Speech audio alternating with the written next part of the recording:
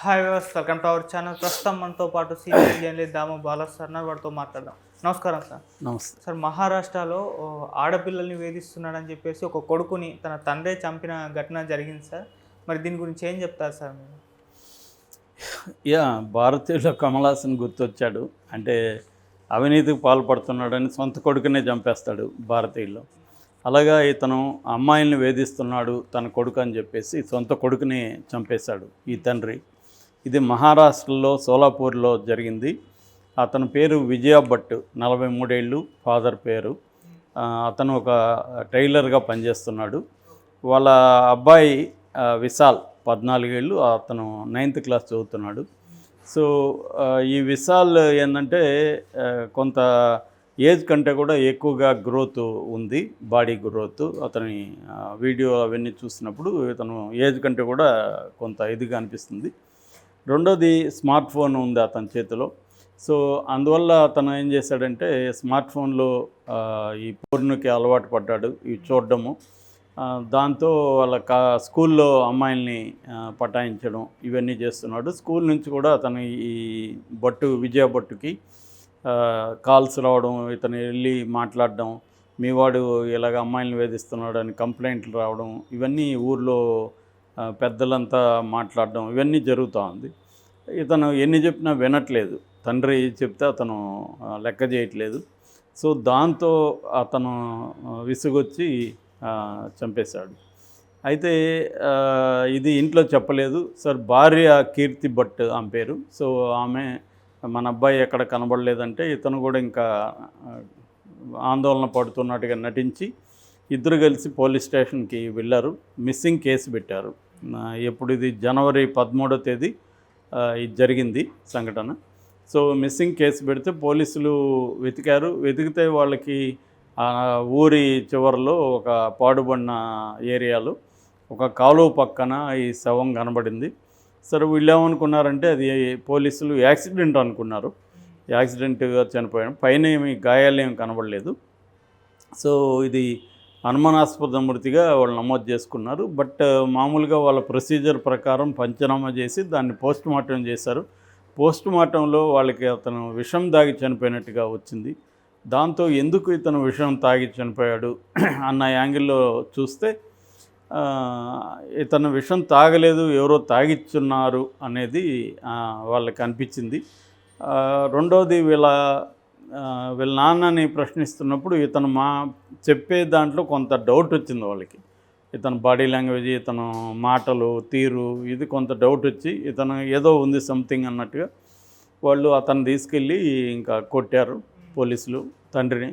దాంతో అతను open up అయ్యి చెప్పేశాడు, నేనే చంపాను అని. ఎలా చంపాడంటే అతను అబ్బాయిని తీసుకొని సరదాగా బయటకు ఏదో వెళ్దామన్నట్టుగా వెళ్ళి అక్కడ ఒక కూల్ డ్రింక్ తీసుకొని, ఆ కూల్ డ్రింక్లో సోడియం నైట్రేట్, సాల్ట్ లాగా ఉంటుంది, అది నేలల్లో కరిగిపోతుంది. మామూలుగా మనకి ఎరువుల్లో వాటిలో కూడా వాడతారు. అది ఈ మధ్య దీన్ని తీసుకొని ఎక్కువ ఆత్మహత్యలు కూడా ఇండియాలో జరుగుతున్నాయి. ఎందుకంటే అవి ఎక్కడైనా దొరుకుతాయి ఈ సోడియం నైట్రేట్ షాపుల్లో. సో వాటిని తీసుకొని కలిపేస్తున్నారు. ఇతను కూడా ఏం చేశాడంటే అది తీసుకొని ఆ కూల్ డ్రింక్లో అబ్బాయికి తెలియకుండా కలిపేసి అతనికి ఇచ్చేశాడు కూల్ డ్రింక్ తాగమని. కుర్రాడు మామూలు కూల్ డ్రింక్ అనుకొని తాగేశాడు. సో అలాగా తాగినాక అతను కొద్దిగా మత్తుగా ఉందని చెప్పి పడిపోయాడు. దాన్ని తీసుకెళ్ళి ఇతను బయటపడేశాడు. సో అతనిలో, తండ్రిలో ఏ రకమైన పశ్చాత్తాపం లేదు. పైగా నేను మంచి పనే చేశాను, నేను ఒక చీడ పురుగుని చంపేశాను అన్నట్టుగా మాట్లాడుతున్నాడు. ఇది వైరల్ అయింది. దీని మీద సోషల్ మీడియాలో పోల్ కూడా నిర్వహిస్తున్నారు. ఇలాగా తండ్రి చంపేయడం కరెక్టా అన్నప్పుడు చాలామంది అట్లాంటి వాడిని చంపేయడం కరెక్టే అని, ముఖ్యంగా ఆడపిల్లల తల్లిదండ్రులు, అమ్మాయిలు స్పందిస్తున్నారు. అయితే చాలామంది ఏంటంటే ఇది కరెక్ట్ కాదు, ఎందుకంటే అతను అలా కావడానికి తండ్రి బాధ్యత కూడా ఉంటుంది, తల్లిదండ్రుల బాధ్యత కూడా ఉంటుంది. వీళ్ళు చిన్నప్పటి నుంచి జాగ్రత్తగా పెంచుంటే అతను ఎందుకు అలా తయారవుతాడు? రెండోది, అతనికి మీరు స్మార్ట్ ఫోన్ ఇచ్చేసి అవన్నీ చూస్తున్నాడంటే ఇంక చూడకుండా ఏం చేస్తాడు? కాబట్టి మీ బాధ్యత ఉంది, మీ బాధ్యత నుంచి మీరు ఎస్కేప్ అయ్యి అతను చంపేయడం వల్ల ఏం ఉపయోగం లేదు. రెండోది ఏంటంటే అలాగా చాలామంది ఉంటారు, వాళ్ళందరినీ చంపేయడం పరిష్కారం కాదు. వాళ్ళలో మార్పు తేవాల. ఒక ఏజ్లో అలా ఉంటారు, వాళ్ళలో ఖచ్చితంగా మార్పు వస్తుంది. చాలామంది చిన్నప్పుడు పోర్న్ చూసేవాళ్ళు పెద్దోళ్ళు అయినాక జీవితంలో రకరకాల దీంట్లో సక్సెస్ అయిన వాళ్ళు ఉంటారు, వాళ్ళందరూ కూడా పోర్న్ చూస్తుంటారు. సో అంత మాత్రాన అదేదో ఘోరంగా ఘోరమైన నేరంగా ఇది చేయడం, ఆ అమ్మాయిలని ఏడిపించడం కూడా వెరీ వెరీ కామన్. సో ఇట్లాంటి వాటికే మనుషులను చంపకుండా పోతే ఎవరు సమాజంలో మిగలరు. రెండోది పోర్న్ అనేది ఉండడానికి ప్రధాన కారణం ఏంది, అవి ఉన్నాయి కాబట్టే కదా, లేకపోతే అంత ఈజీగా వాళ్ళకి అందుబాటులో లేకపోతే చూడరు కదా. సో అందుబాటులో ఫోన్లలో ఉంటే చూడకుండా ఎలా ఉంటారు అనే విమర్శలు కూడా వస్తున్నాయి. ఇందులో వాస్తవం కూడా ఉంది. ఎందుకంటే మనకి పోర్న్ అనేది కామన్ అయిపోయినప్పుడు చూస్తారు. నిజానికి కామన్ కానప్పుడు కూడా మా చిన్నతనంలో కూడా హై స్కూల్లో పోర్న్ పుస్తకాలు రహస్యంగా ఒకడికొకటి ఇచ్చుకుంటూ ఉండేవాళ్ళు హాస్టళ్ళల్లో. ఎవరో వచ్చిందర కొత్తది అనేసి ఇచ్చేవాడు. సో ఇది కామన్. అది అప్పట్లో ఈ వీడియోలు లేవు కానీ పుస్తకాలు సర్క్యులేట్ అయ్యేవి. ఆ ఏజ్ గ్రూప్లో అవన్నీ క్యూరియాసిటీ ఉంటుంది, అప్పుడప్పుడే ఏజ్ వస్తుంటుంది, ఫీలింగ్స్ వస్తుంటాయి. సో ఇది ఈవెన్ అన్ని దేశాల్లో కూడా సినిమాల్లో దీని మీద తీశారు, నవల్స్ రాశారు. వాళ్ళు ఒకప్పుడు మేము ఇలాగా చేసామని చెప్పుకుంటారు. ఇవన్నీ సహజ పరిణామం నిజానికి. దానివల్ల ఆ పోర్న్ పుస్తకాలు చదివే వాళ్ళందరూ ఏమీ ఘోరంగా మారిపోరు. అట్లాగే అదేమీ ఎవరు సమాజంలో చేయని వ్యవహారం కూడా ఏం కాదు. కాకపోతే ఏంటంటే దాన్ని గైడ్ చేయగలగాలి ప్రాపర్గా. పోర్న్ చూడడం అనేది అంతవరకే ఇది చేయాలి. దాన్ని ఎక్కువగా అడిక్షన్ లాగా అయిపోయి పుస్తకాలు చదవకుండా చదువు మీద ఫోకస్ లేనప్పుడు అలాంటి వాళ్ళని సైకాలజిస్ట్ దగ్గరికి తీసుకెళ్తే కొంతవరకు సైకాలజిస్టులు కౌన్సిలింగ్ ద్వారా వాళ్ళని చేంజ్ చేయొచ్చు. ఎందుకంటే అదొక అడిక్షన్గా మారిపోయి దానివల్ల చదువుతో బ్యాక్ అయిపోతాయి. ఈ అబ్బాయిది కూడా ఆ ప్రాబ్లం ఉంది. చదువులో ఇతను వెనకబడిపోయాడు.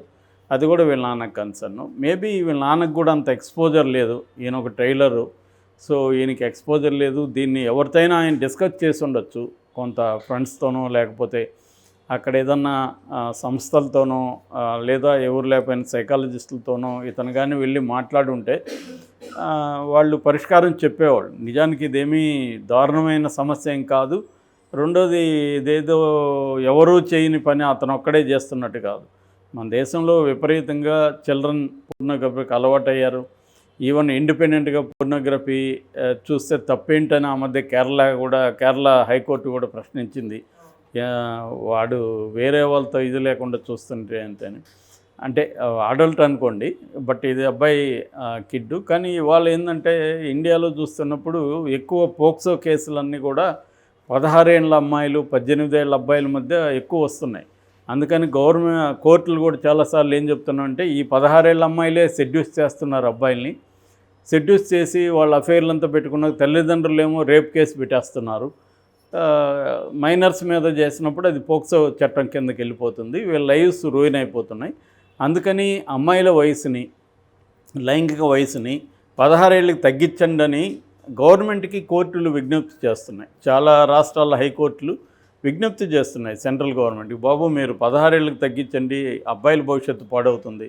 ఎందుకంటే ఈ 16 ఏళ్ళ అమ్మాయిలేమో తక్కువ వాళ్ళు కాదు, వీళ్ళే రెచ్చగొడుతున్నారు, వీళ్ళని సెడ్యూస్ చేస్తున్నారు. అంత అయిపోయినాకేమో అమాయకంగా నాకు అతను ఏం చేశాడు అని చెప్తున్నారు. సో ఇది ప్రాబ్లం అని చెప్తున్నారు. సో అంటే ఒక కల్చర్లో చేంజ్ వస్తుంది. మన ఇండియన్ సోకాల్డ్ సంస్కృతి అనేది పోయింది. సో ఈ కల్చర్లో చేంజ్ వస్తున్నప్పుడు దానికి తగిన విధంగా మన మైండ్ సెట్లో కూడా పేరెంట్స్ కానీ సిస్టమ్స్లో కానీ చేంజెస్ రావాలి. రానప్పుడు ఇటువంటి ప్రాబ్లమ్స్ వస్తాయి. ఇవాళ ఎందుకంటే చిన్నప్పటి నుంచి వాళ్ళకి 3వ క్లాస్ 4వ క్లాస్ నుంచే ఫోన్లు ఎలా ఆపరేట్ చేయాలో వాళ్ళు పెద్దోళ్ళకి నేర్పించే పరిస్థితుల్లోకి వెళ్ళిపోయారు పిల్లలు. సో ఎందుకంటే వాళ్ళు జనరల్గా లెర్నింగ్ స్కిల్స్ ఆ చిన్న ఏజ్లో బాగుంటాయి, మోటార్ స్కిల్స్ యాక్టివ్గా ఉంటాయి. సో అలాంటప్పుడు వాళ్ళకి ఆల్రెడీ లాంగ్వేజ్ వచ్చి ఉంటుంది. సో కాబట్టి అది ఈజీగా ఇమ్మీడియట్గా అర్థం చేసుకుంటారు వాళ్ళు ఫోన్లు. మొన్న దీంట్లో కూడా సిబిఎస్ఈ సిలబస్లో కూడా ఇప్పుడు ఇది పెట్టబోతున్నారని వార్తలు వస్తున్నాయి. వీటికి సంబంధించిన లెసన్స్ అంటే డేటింగ్ అంటే ఏంటి వీటి మీద. సో సెక్స్ ఎడ్యుకేషన్ కూడా దీనికి ఒక పరిష్కారం. అంటే ప్రాపర్గా ఎడ్యుకేట్ చేయకపోతే ఇంకా దొరికిన దాన్ని వాళ్ళు క్యూరియాసిటీ ఉంటుంది, ఆ క్యూరియాసిటీకి పెద్దలే ఆన్సర్ ఇవ్వాలి. మొన్నెప్పుడో ఎక్కడికి పోతే నేను ఒక 4వ క్లాస్ పిల్లవాడు నాకు ఈ వెబ్ సిరీస్ చూస్తూ ఉంటే బాడీలో ఏదో కలుగుతుందని చెప్పాడంట. ఏది కొంత రొమాంటిక్ వెబ్ సిరీస్. అది సహజం. వాళ్ళ తల్లిదండ్రులు కూడా దాన్ని అర్థం చేసుకొని ఇది సహజమేనన్నా, అది పర్వాలేదు,